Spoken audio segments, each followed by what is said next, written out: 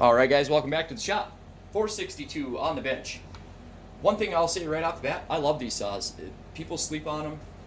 I don't see as many as I would think, but I think they're a hell of a saw. I do upgrade the suspension with this kit right here, the Fowler suspension kit from Westcoast. And yes, I run a lot of Westcoast Saw products. You want to know why? This is no joke. Once I realized how much Gordy tests these products and the time that he puts into R&D and the absolute brutal testing he puts them through, and once I realized that, I was sold on it.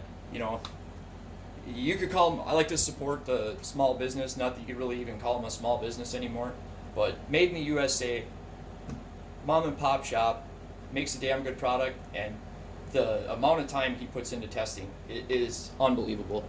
So this is going to run a lot of the Westcoast Saw stuff. I have the filter on it, the suspension kit, bark box, and felling dogs. So there is the filter. Obviously it's an oiled system, and I'll show you right off the bat. This thing is going to look beautiful on the inside. So as long as there's nothing coming through on the inside, you're good to go. And that thing it wouldn't even need to be cleaned off yet. But when you remove the intake baffle, this saw, we're going to talk about it, but this one was sent back. I know haters just high-fiving each other all over the place, but we're going to talk about it. So I don't have the actual baffle that goes on it, but I probably have one somewhere. Anyway, there's like a baffle on it. It kind of restricts airflow. It's for spit back and all that. But especially when they're ported, I don't want that on there. I get rid of them. I get rid of them on all saws, even if you didn't port it. It's just the way I do things. People, will want to argue with my methods. That's fine. It's not going to change my mind though. So the removing that and then running this filter that runs a hose clamp instead of the twist lock style, you eliminate the baffle and it's like a velocity stack. So these filters are amazing. Way better than the stock filter. You guys know I don't really like the stock filter. Running bark box and the felling dogs, three point dogs. So, other than that, now Gordy does make a bigger side cover. Let me see if I can put a picture in of it real quick.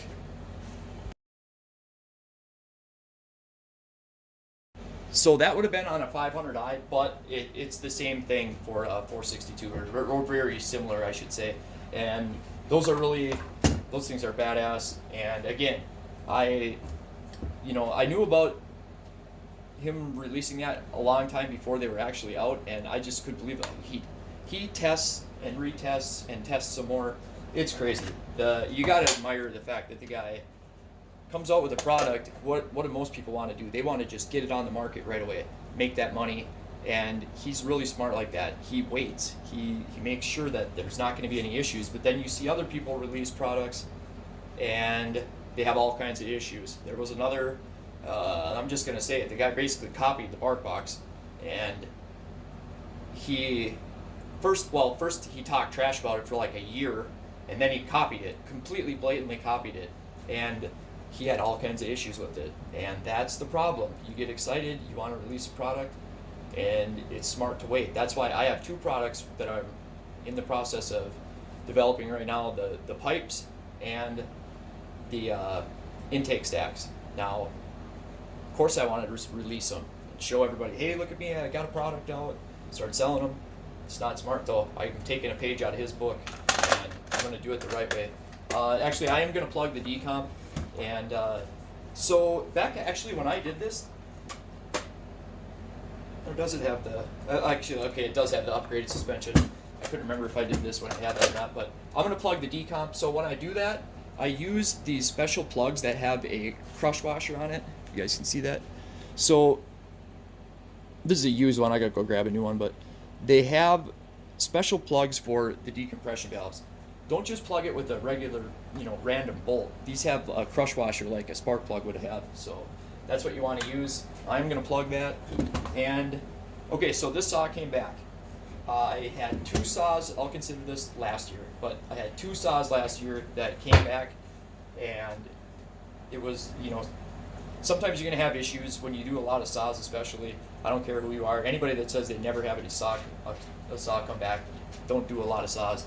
And the one was a 500i, and it had the hot start issue, so that was just a part replacement, and really nothing a guy can do about that.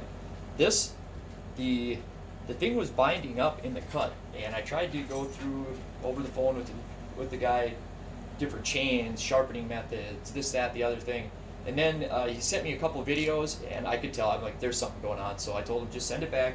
If it's anything that I mess up, I do stand behind my saws. I cover shipping, and I replace everything needed, and I cover labor. It's 100% on me, up to a point.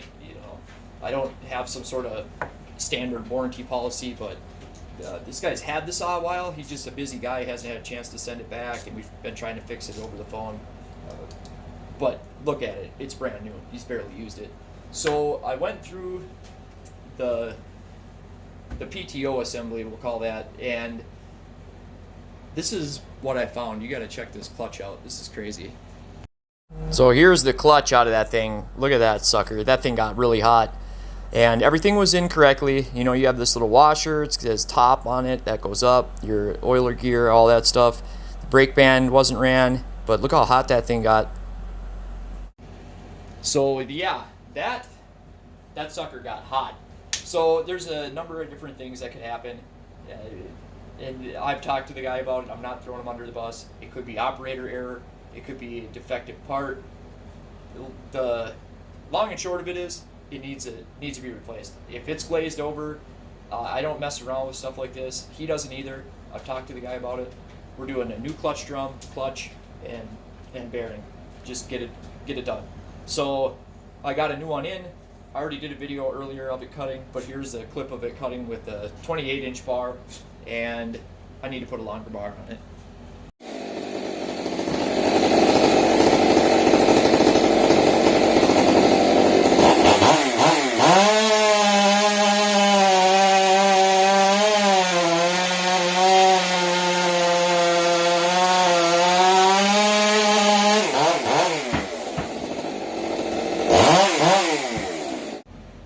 So there we go. I am just a little bit short. Came up a little short. So I'm going to throw a 32-inch bar on it, a square ground chain. That was just like a regular stock chain out of the box. And go throw a 32-inch bar on it. 7-pin sprocket, not upsized or anything. It does have the suspension upgrade, so that's going to help stiffen it up a little bit. And let's go make a bigger cut with this bad boy with the 32-inch square ground. 063 3/8 full skip. I was just for a bar on a 462. Still going, Jesus. So there we go. I'm gonna rip it with this thing. Oh, the VP. So that VP, this 40-to-1 premix, this is all I run. If you ever see me running a saw, it's running this premix. I love this stuff. It's 40-to-1, but I like 40-to-1, plus the saws I'm running are all heat cycles, break-in, all that stuff, all new stuff. Even if it wasn't, it wouldn't matter. This stuff is amazing. It doesn't smoke a lot or anything like that. Unbelievably good stuff. About $20 a gallon though. I mean, it's expensive, but there's a little shop near me that sells it. So if people have asked, this might come as a surprise to people, but I do not like the Stihl mix. I don't. I can't stand it, actually. I've even talked to them about it, and I just think that they could do better. Even the Moto mix, the premix. If you're going to run anything with Stihl mix, you got to have the best, absolutely best fuel you can get, or it doesn't mix well. Their Moto mix, like the premix stuff, is okay, but this is what I run. Firm believer in it. Obviously, not sponsored or get paid. Not that damn important, guys. But this stuff is really good stuff. I'd put my reputation on it. It's all I ever run. It's all I will run until I doubt I'll find anything better, honestly. So there we go. Let's do it.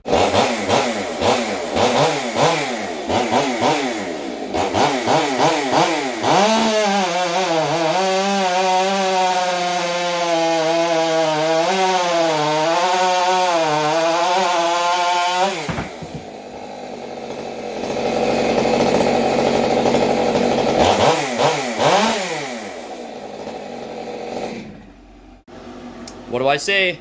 Don't sleep on the 462s. I mean, that's a big cut. Two different, logs, and I've done this before. It's a lot harder to cut through two different, two side-by-side logs than one big one. I don't know why. I'm not a tree expert. Look at that chips coming off this thing. Good Lord. That, I'd put some salsa on those. There we go, guys. Video number 1. I don't know how many videos I'm going to get done, but, yeah, 462, no joke, boys. Stay rowdy, my friends.